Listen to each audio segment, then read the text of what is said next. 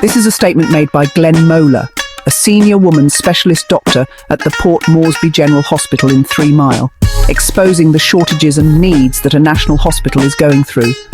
Please like and subscribe to support the channel if you want to see more videos like this.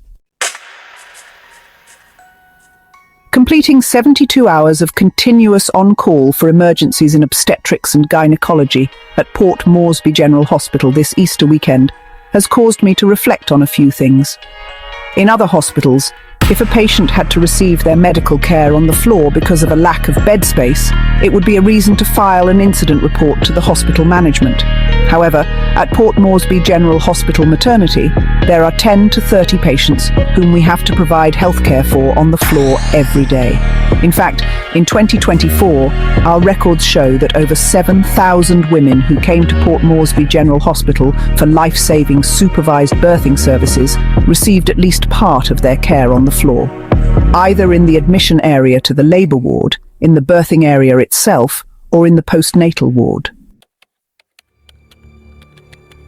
Our senior doctors and midwives have reported this humiliating and degrading situation, both for the patients and the staff, to the Port Moresby General Hospital management on so many occasions, including in our annual report.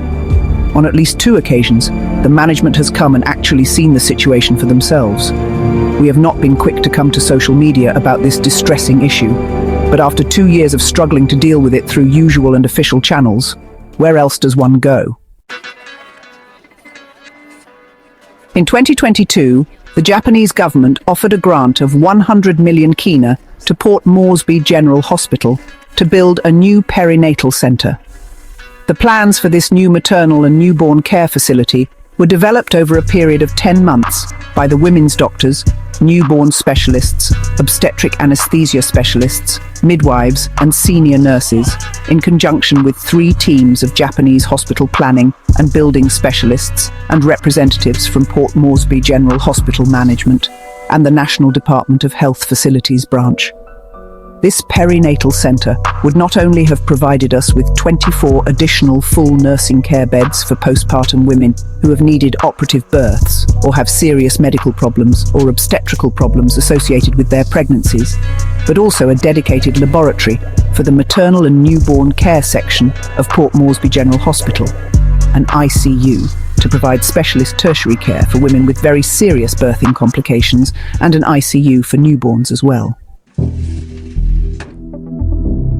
However, the PMGH Hospital Board, on the advice of the CEO and PMGH management team, rejected the JICA 100 million kina offer on the grounds that it did not fit with their vision for the future development of PMGH.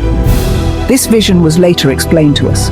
It was to ensconce maternal and newborn healthcare at PMGH in an 8-story tower, along with other 8-story towers for internal medicine, surgery and pediatrics, over on the west side of the PMGH campus, near the current morgue.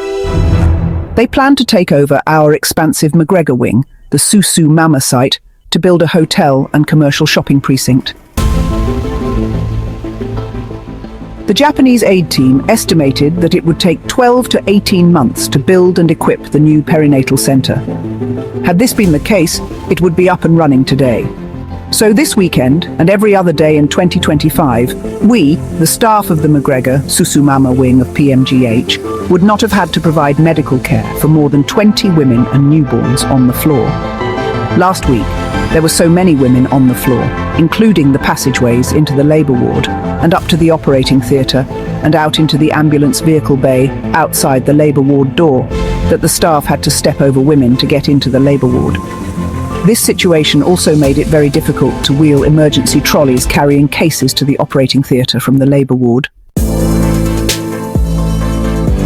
And this weekend, I have had to counsel and console 2 mothers who lost their babies and the families of 2 young women who have died, at least partly, because of insufficient capacity and lack of space in our NCD healthcare facilities. It is not just PMGH that is found wanting, but the whole of NCD healthcare systems. Not to mention the empty soap dispensers, so that staff can't wash their hands, no paper towels, so we dry our hands on our trousers, PowerPoints and lights that do not work, for months now. So we work in dimly lit birthing cubicles. I have a feeling that this messenger will be clobbered tomorrow, but so be it. Our maternity section nursing managers and O&G medical coordinators have done their best over the past 4 to 5 years, but things have not improved. One can't just stay silent for years. I need to be able to sleep better at night when I am not on duty, instead of lying awake worrying about the state of healthcare for women in our national capital. The Port Moresby General Hospital, located in the heart of Port Moresby, is over 60 years old. In global grants, operational partner, providing services and equipment pro bono, or becoming a commercial partner. Every piece of assistance helps. We'd never want to take our friends for granted, so we're developing a recognition program that shines a light on your business and offers tax deductions. You tell us where you want your tax to go and how you want to be recognized. Most importantly, your contributions will literally save lives. By becoming a friend of POMGH, you'll directly improve our health system, help improve our economy, and make our country a better place to live.